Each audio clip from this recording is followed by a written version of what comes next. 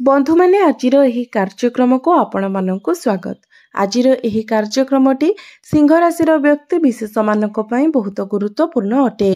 आजिर एही वीडियो रे आमे माने जानिबा आसीबाकु जाउथिबा 2025 मसिहारे आपणक जीवन रे केउ 6टी बड़ घटना घटिबाकु जाउछि, जहा निश्चित भाबरे एही 2025 मसिहारे आपणक जीवन रे घटिकी ही रहिबो।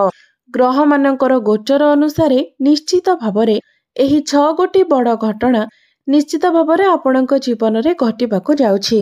तो बंधु माने जदि आपणकर सिंह राशि होई थाए तेबे वीडियोटी को स्किप न करी थरे मात्र शेष पर्यंत निश्चय देखंतु एवं वीडियोटी को लाइक करी चैनलटी को सब्सक्राइब करि दियंतु एवं भक्ति एवं श्रद्धार सहित कमेंट बॉक्स रे जय श्री जगन्नाथ निश्चय लिखंतु। तो बंधु माने आजिर एही वीडियो रे मो आपण मानकु जो 6टी भविष्यवाणी कहिबाकु जाउछि ताहा आपणकर स्वास्थ्य, शिक्षा, प्रेम जीवन, वैवाहिक जीवन, भाग्य, क्यारियर एवं आपणकर व्यापार वाणिज्य उपरे आधारित अटे। आपणकर पर्सनल लाइफ हेउ किंबा प्रोफेशनल लाइफ हेउ ताहा एही 2025 मसिहारे किपरि रहिबो से विषय रे आजिर एही वीडियो रे आमे माने विस्तार भाबरे आलोचना करिबा। तो बंधु माने आसंतु आरंभ करिबा आजिर एही कार्यक्रम को, जहा कि जन्म राशि एवं चंद्र राशि उपरे आधारित अटे। तो राशि चक्र 12 गोटी राशि मध्यरु पंचम राशि हेउची सिंह राशि। तो वर्षर आरंभ रे आपणकर द्वितीय भाबरे विराजमान रहिबे केतु, पंचम भाबरे सूर्य, सप्तम भाबरे विराजमान रहिबे शनि, अष्टम भाबरे राहु, दशम स्थान रे देवगुरु बृहस्पति एवं आपणकर द्वादश भाबरे विराजमान रहिबे मंगल। तो आसंतु जानि नेबा सर्वप्रथम भविष्यवाणी कण अटे। तो बंधु माने आपणकर राशिर स्वामी हेउछंती सूर्य, जे कि आपणकर नवम भाबरे विराजमान अछंती एवं 14 जनवरी रु 14 फेब्रुआरी पर्यंत आपणकर षष्ठ भाबरे रहिबे। बंधु माने षष्ठ भाबरे सूर्यंकर गोचर को भल माना जाय थाए। षष्ठ भाबटी होई थाए रोग, ऋण एवं शत्रुर भाव। तो सूर्य जेतेबेले आपणकर षष्ठ भाबरे चलन करिवे आपणकु रोग, ऋण एवं शत्रुंक ठारू बाहर करिदेबे। एसबु आपणक पाखरु दूर हेबाकु लागिबो। तो आपण जदि कोनोसी लोन नेबा पई चाहुचंती किंबा कोनोसी ऋण सुझिबा पई चाहुचंती तो सूर्य जेतेबेले षष्ठ भाबरे गोचर करिवे तो निश्चित भाबरे आपणकु किछि रास्ता मिलि जिवो। तापरे 14-15 फेब्रुआरी को सूर्य जेतेबेले आपणकर सप्तम भाव को चलन करिवे तो आपणकर लाइफ पार्टनर को सहित संपर्क बहुत भल रहिबो। आपणक मध्यरे भल पाइबा बढ़िबो। एहा सहित आपणकर डेली इनकम रे मध्य ग्रोथ आसीबो एवं आपण जदि कोनोसी रे डील करूछंती तो ता मध्य आपणक पई भल रहिबो। तो 14 फेब्रुआरी रु 14 मार्च मध्यरे आपणक सहित ए सब घटना घटिबो। तापरे मार्च मासर मध्य भागरु एप्रिल मासर मध्य भाग पर्यंत सूर्य आपणकर अष्टम भाबरे रहिबे। सेतेबेले आपणको निज स्वास्थ्य प्रति ध्यान रखिबार अछि, कारण अष्टम भावटी को कुंडली रे भल बोली माना जाय न थाए एवं अष्टम भावरे आपणकर राशि स्वामीकर गोचर को मध्य भल बोली माना जाय न थाए। तो एही समय अवधि मध्यरे आपणको निज स्वास्थ्यर विशेष ध्यान नेबार अछि। 14 एप्रिल को सूर्य जेतेबेले आपणकर नवम भाव को चलन करिवे तो नवम भावरे सूर्य उच्चस्थ होई जिवे। सेतेबेले सूर्यंकर स्थिति बहुत भल रहिबो। ताहा आपणकर पाठ पढ़ा को नेकी, हायर एजुकेशन को नेकी, गवर्नमेंट जॉब को नेकी बहुत भल शुभ फल देबो। जो मानक निकट रे कोनोसी चाकरी बाकरी नाही तो 14 एप्रिल परे आपणको चाकरी मिलिबार बहुत अधिक संभावना रहुछि। तापरे सूर्य जेतेबेले दशम एवं एकादश भाव को चलन करिवे तो सेतेबेले मध्य सूर्यंकर स्थिति बहुत भल रहिबो। एबे आसंतु जानिबा द्वितीय भविष्यवाणी विषय रे। तो बंधु माने 18 मई को राहु आपणकर अष्टम भावरु बाहरी आपणकर सप्तम भाव को चलन करिवे। तो जे पर्यंत राहु आपणकर अष्टम भावरे रहिछंती आपण लक्ष्य करिथिबे जे कार्य रे आपण बारंबार हाथ देउछंती से कार्य रे आपणको बिल्कुल भी सफलता मिलु नाही एवं आपण सेथिरे सब बेले डिसैटिस्फाइड रहुछंती। आपणको सेठु केवल असंतुष्टि ही मिलुछि।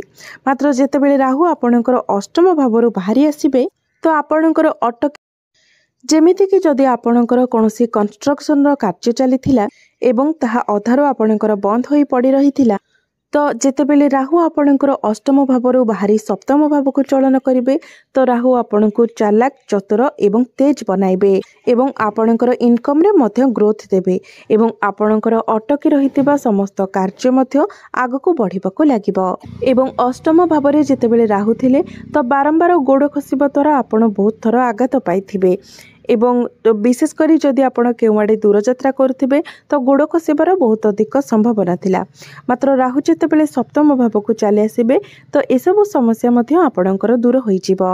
एबे आसंतु जानिबा तृतीय भविष्यवाणी विषय रे तो वर्ष 2025 रे मे मास परे आपणको आपणकर वैवाहिक जीवन प्रति विशेष ध्यान रखिबार अछि कारण राहु जेतेबेले आपणकर सप्तम भाव को आसिबे तो सप्तम भावटी होइताय वैवाहिक जीवनर भाव आपणक जीवन साथीर भाव तो राहु आपणक मध्यरे मिस अंडरस्टैंडिंग क्रिएट कराइबे। राहु हेउछन्ति पापी ग्रह छाया ग्रह एवं सप्तम भावटी कुंडलीर अत्यंत शुभ स्थान होइथाय एवं शनि मध्य आपणकर अष्टम भाव को चलन करिवे तो राहुंकर सप्तम भाव को आसिबा एवं सप्तम भावर अधिपति शनि अष्टम भाव को चलन करिबा जहाँकि आपणकर लाइफ पार्टनर सहित आपणकर आर्गुमेंट हेबो एवं आपणकर लाइफ पार्टनर स्वास्थ्य रे मध्य किछि समस्या देखा देई पारे विशेषकर मे 2025 पर आपणको एई सबुरे विशेष ध्यान रखिबार अछि।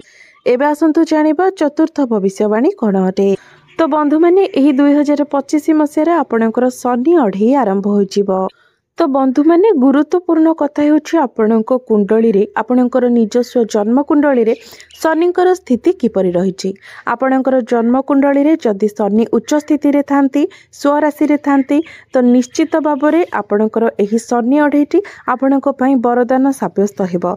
एही अढ़ेई वर्ष मध्य रे आपण निज जीवन रे बहुत अधिक उन्नति करिवे एमिति कि रंकरु राजा मध्य बनि जिवे सेहि भली भाबरे जदि आपणकर निजस्व जन्म कुंडली रे शनिकर स्थिति निचस्थ थाए शनि खराब स्थिति रे थांती तो एही अढ़ेई वर्ष आपणको पई बहुत अधिक जंत्रणादायक हेबो। एही अढ़ेई वर्ष मध्य आपणको बहुत किछि समस्यार सामना करबाको पड़िबो तब गुरुत्वपूर्ण कथा आपणकर कुंडली रे शनिकर स्थिति किभली रहिछि सेही आधार रे ही एही शनि अढ़ेई रे आपणको फल प्राप्ति हेबो एवं गोचर हिसाब रे जदि हमें कहबा अनुसार शनि जेतेबेले अष्टम भाव चलन करती तो शनि आपण को बहुत अधिक मैच्योर बनाई थांती तेबे आपण को निजर बाणी उपरे नियंत्रण रक्षा करिवार अछि या प्रति आपण को विशेष ध्यान देवार अछि एवं गला संबंधित किछि हेल्थ इश्यू मध्य देखा दे पारे तो एसबु को मध्य आपण को सतर्क रहिबाको पड़िबो एवं विशेष करी केउ स्थान रे आपण को कोन कहिबार अछि किपरि कहिबार अछि एवं केतेबेले कहिबार अछि सेटा आपण को सिखिबार अछि नचेत एही शनि अढ़ेई मध्य आपणकर कथा कहिबा पई मध्य आपणको अनेक समस्यार सामना करबाको पड़ि पारे।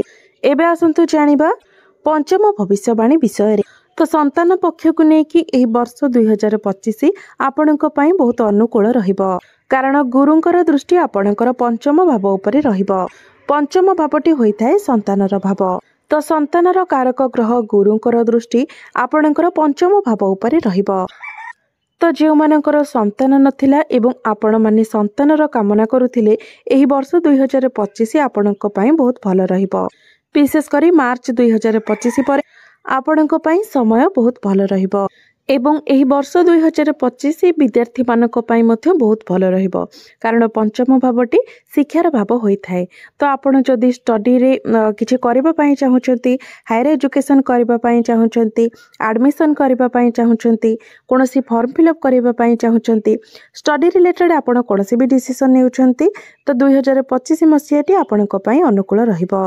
षष्ठ भविष्यवाणी हेउछि प्रथमे आपण ओभर थिंकिंग रु दूरे रुहंतु आपण जदि कोनोसी कार्य करबा पई चाहुचंती तो ताकु नै कि आपण दिन दिन धरि भाबिबा बंद करंतु पॉजिटिव रुहंतु जेते पारिबे आपण शांत रुहंतु कारण जेतेबेले कोनोसी व्यक्तिर शनि अढ़ेई चली थाए चंद्रमा आपणको राशि ठारू चंद्रमा को ठारू शनि अष्टम भाव रे थांती सेतेबेले आमे माने नेगेटिव एनर्जी को जल्दी ही आम भीतर को नै जाय थाओ तो बंधु मैंने मन रखिए जे आमे माने जो भाव भावी था आमर चिंताधारा को आमे माने जो भाव रखि था आम सहित से ही घटना घटी थाए।